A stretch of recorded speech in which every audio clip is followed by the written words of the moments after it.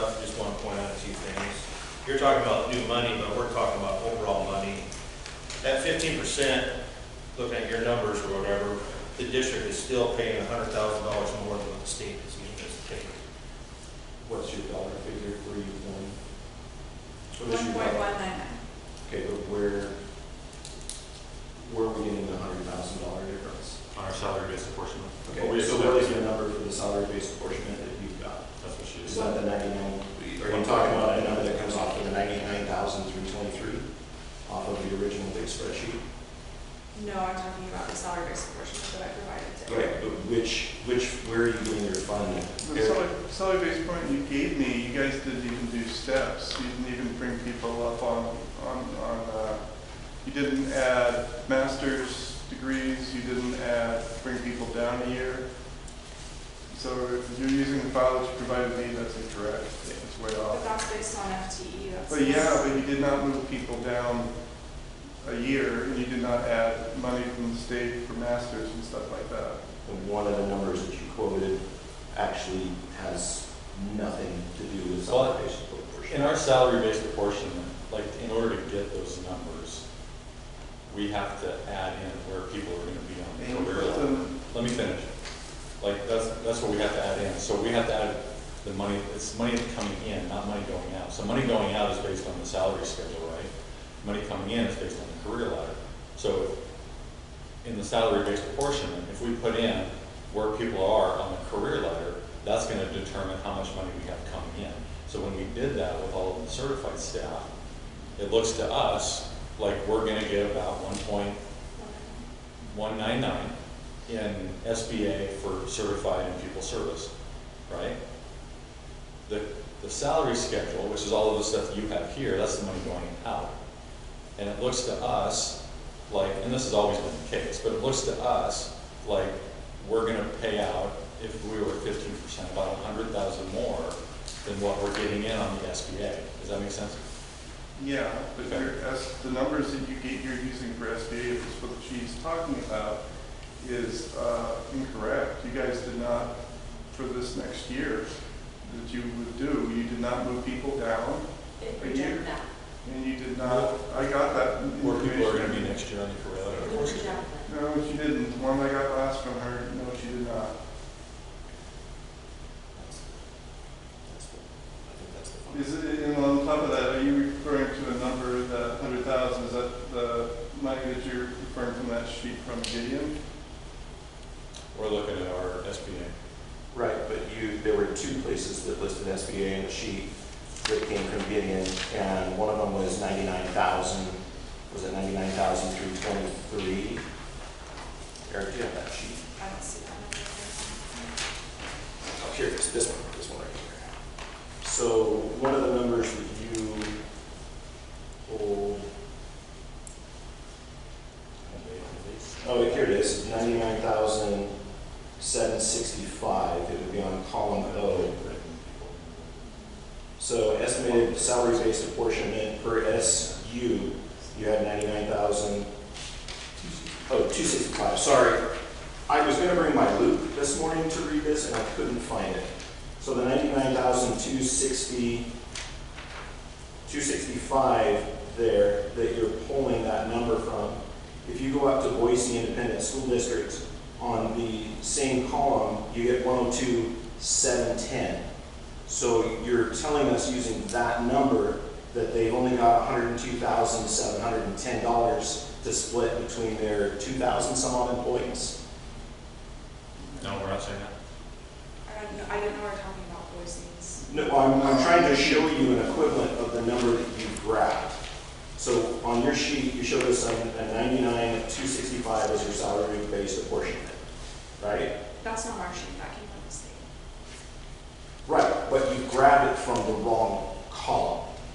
You grabbed a number that isn't used for anything. We didn't refer to 99,000. That number for any calculation.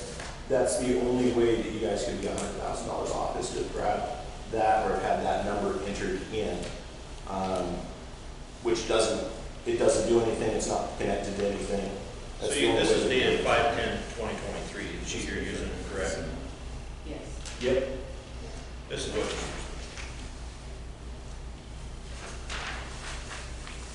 And again, the last worksheet that you sent me, the numbers were wrong.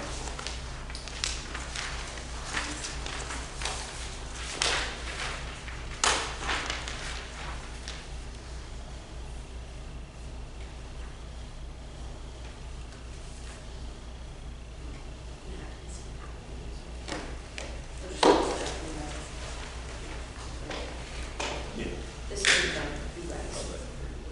This came from you guys. Yeah, but you guys gave us this, which is average, and that's what Yes, this is what they handed to us. Yeah, no.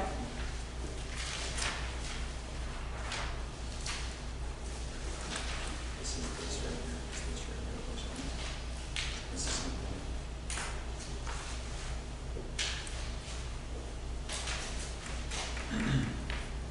This includes that one too.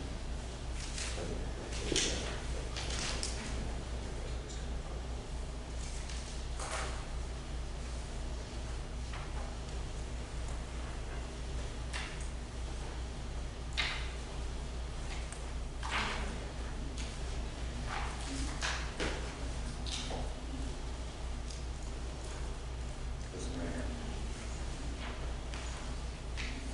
Four people are in the instrument.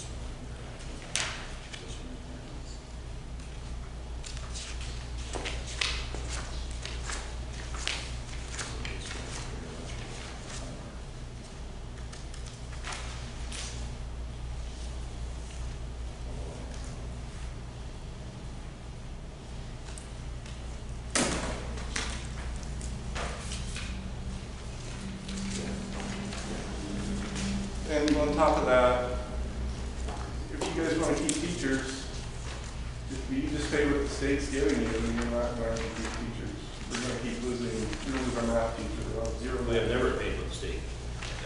Everybody pays over what the state pays. I know. We've been trying to narrow the gap over the Yeah, years. if you want to keep teachers, I completely understand that. I completely understand that. On the other hand, you also have the real world about paying people and keeping people. Yeah, I think we've been more than generous over the years. We have been compared we've been to other stepping up districts, considerably from where we've been. compared to other districts, we're behind.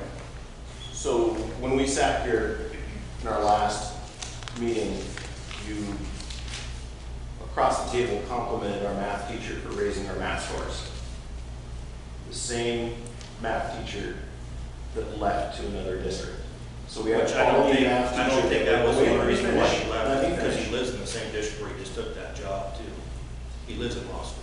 Good luck getting teachers to come here. Hey, I'm just saying. And the rentals around here are dumps. The houses, if you can buy a house, it's over $400,000. Good luck as a teacher getting a place like that. I'm not disagreeing with you. And so if we want I'm just people to saying. come here to make the drive, we're gonna have to pay them. But we also have to be fiscally responsible to our patrons as well. Compared, the percentage that we pay out of levy money is very small compared to neighboring districts. Also, yeah, and then I know we're not negotiating classified staff here as well, Yeah, but we also have to look at the big picture you as guys well. are getting huge increase for classified staff. In order to get a 15% raise for them, you would have to pay about $45,000 out of district funds. We're already paying close to, at 15%, we'd be paying almost $450,000 more than we get from the city. And I know what I'll say that. At 15% for classified staff, we'll be paying out $683,906. We're expected to get $268,752 for classified staff. That's a difference of $446,000. You guys have always been very insistent that we only negotiate for teachers. I That's know, what we're I'm doing. saying that. And But I'm just. the state has said that this money is for teachers. for teachers. And you just said that you're trying to pay what the state wishes the teachers to be paid. And this is them giving money to the district to bring up teacher wages. I'm dumbfounded. I'm saying, this is my turn. no, listen to me, I'm saying, I'm dumbfounded to sit here and hear you say, we're trying to bring them up to the wages that the state wants, and the state is giving us money to do just that, and you want to keep a portion of it. I'm dumbfounded. I don't we're saying understand. we're gonna keep a portion, we're just saying that, we're just pointing out that the district is paying more than the state gives us at 15%. I'm just pointing it out, just so everybody on Facebook or whatever knows exactly what we're talking about. At 15%, the district is paying more than what the state gives us. They pay that all over the state. That's I'm just the wanting We're everybody to paying know. far less than other districts pay above what the state pays. What is it, 2%? 2 or 3%, yeah. And other districts are paying 20, 30, and 50% more. What other districts? Moscow, Lewiston. What about Troy, Genesee, the ones that are kind of close to us? Where are we losing teachers to?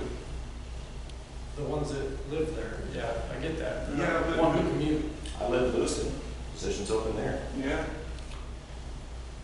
yeah. I'm the type of teacher that is very, very rare. You know, I teach here because I want to teach here, but I never took a teaching position to take a vow of poverty. I've worked careers where you basically work a vow of poverty. Being a minister was basically taking a vow of poverty, but I have a family. I have 3 children. I have a student I've got to get to college. I got another one coming up. You know, we've been going backwards as a profession as far as our salary for decades. When you look at things like inflation, we just had a record year of inflation last year. So even for you guys to step forward with your offer of 5%, you're actually taking money away from the teachers and our buying power. So I sat here last year and I said, hey, we're going to be looking at a year of double-digit inflation. Did we get double-digit? No, but we were just a percentage away. We're trying to help out our staff to stay. You know, we stay and we teach because we like to, but there are times that we have to move and make life choices for what's better for our family. So yeah, you're going to lose teachers to other districts. Just about any teacher that teaches here doesn't live in Kendrick. They live elsewhere. A good portion of us live in Clarkston, Lewiston. We live outside the area because we can't teach here. Give us the incentive to stay and not seek positions elsewhere. This is like a rare opportunity to do this. Yeah, that's why we're negotiating. I think it's just, you know, I think it's about finding a balance between the new money and the total money. I mean, if you look at like, with the additional 6359 that was put into the career ladder, for example, like somebody on the AP4 run, they're going to generate for the district about 64,972, right? But with 15%, we'd be paying out 80,000. So it's a difference of 16,000 for that person. So I think it's just about finding that balance between That the is total average. money. That number is average. I know it's averaged in, but you know how it works. I mean, if the average of what we pay is higher than the average of what would come in, we're still talking about total money versus new money. Like, I'm not disagreeing with you. I'm just saying, like, it's about finding that balance between the total amount and the actual new money. Because you're focusing on new money, right? The 150,000. 160. And the district is focusing on total money because they're trying to balance all of those things, including classified staff, which we're not negotiating for. But we lose big time on classified staff. I mean, if we actually just paid out what we got on classified staff, we'd have to let go 60% of the classified staff. So like, it's just a balance between those two. Okay, so yeah, let's go caucus. Well, before you caucus, we'll counter offer. We want to go 7%, where we're at 5, we'll bump it up to 7.